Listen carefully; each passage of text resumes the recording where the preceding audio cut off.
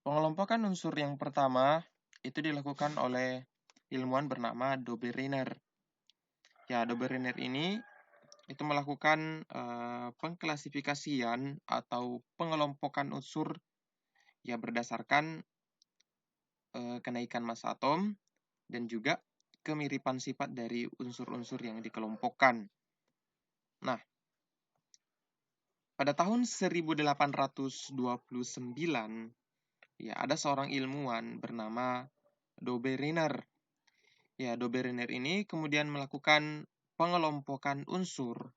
Jadi pengelompokan unsur berdasarkan kemiripan sifat-sifat dari unsur yang dikelompokkan tersebut.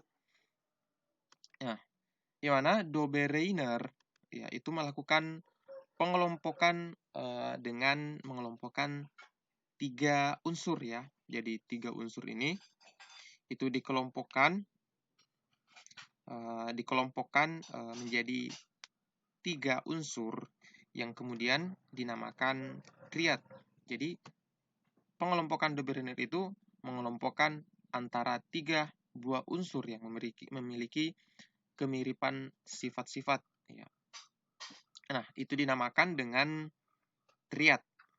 Nah, triad ini itu terdiri dari 3 unsur ya.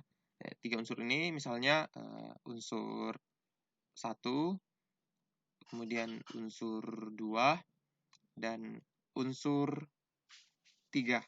Nah, itu dinamakan dengan triad. Ya, di mana sifat unsur kedua, jadi sifat unsur kedua itu berada di antara sifat unsur 1 dan sifat unsur ketiga. Ya, contohnya titik lelenya. Nah, kalau titik lele dari unsur pertama misalnya 600, terus unsur ketiga itu titik lelenya 900. Nah, titik lele dari unsur kedua itu berada di antara titik lele unsur pertama dengan unsur ketiga. Ya. Jadi, unsur kedua itu sifat-sifatnya itu berada di antara unsur pertama dengan unsur ketiga. Nah, begitu pula dengan ukurannya. Jadi, kalau ukurannya antara unsur pertama dengan unsur ketiga, itu unsur kedua ukurannya berada di antara unsur pertama dengan unsur ketiga. Jadi unsur kedua lebih besar dari unsur pertama, tetapi lebih kecil daripada unsur ketiga. Nah, biasanya ya massa unsur kedua itu merupakan rata-rata dari massa unsur 1 ditambah dengan massa unsur ketiga. Jadi massa unsur kedua itu merupakan rata-rata dari massa unsur pertama dengan massa unsur ketiga. Nah, ya contohnya ya. Nah, ini merupakan tabel periodik dari Dobereiner atau biasa disebut dengan triad. Ya. Ini alkaliformes atau pembentuk alkali. Jadi ini adalah logam-logam pembentuk alkali. Kemudian logam-logam yang bukan logam ya, non-logam yang bisa membentuk garam ya. Nah, kita mulai dari alkali, lithium, natrium, dan kalium itu ya kalau kita lihat fenomena berdasarkan apa yang dilihat oleh Dobereiner ya. Massa atom dari natrium itu kan 23 ya berdasarkan tabel ini. Nah, jadi massa natrium itu merupakan rata-rata dari massa lithium dengan massa kalium. Jadi dibagi 2. Nah, massa unsur Li itu kan 7 ya.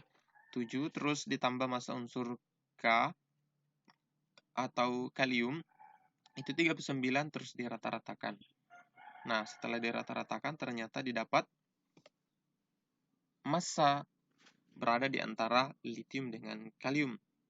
Jadi, fenomena yang dilihat oleh Dobereiner itu mengungkapkan bahwasanya dalam tiap kelompok, ya dari tiap kelompok yang terdiri dari 3 unsur, ya itu yang memiliki fenomena di mana natrium itu masanya akan berada di antara litium dengan kalium. Ini kan 3 unsur ya. Contohnya adalah litium, natrium, dan kalium. Jadi massa yang bagian tengah ini atau massa natrium itu ya pasti massanya lebih besar daripada litium dan lebih kecil daripada kalium. Atau kalau kita rata-ratakan diperoleh angka atau harga 23. Nah, kemudian kalau dia non-logam, ya ini kan logam ya. Ini non-logam. Nah, kalau dia non-logam, itu massa BR-nya, ini kan bagian tengahnya ya, massa keduanya, itu berada di antara massa Cl dengan I. Nah, kalau kita rata-ratakan, massa unsur Cl ditambah massa unsur I, kita rata-ratakan massa unsur Cl itu 35,5 ditambah 127 dibagi 2, terus diperoleh 162,5 dibagi 2. Nah, didapatlah 81,25. Nah, meskipun nilai ini berbeda ya dengan tabel ini, tetapi ya paling tidak yang mendekati dari 80. Nah, inilah yang dimaksud dengan fenomena yang dilihat oleh Dobereiner. Bahwasanya unsur yang kedua dalam triad yang dikemukakan oleh si Dobereiner ini, itu pasti massanya akan berada di antara unsur pertama dan unsur yang ketiga.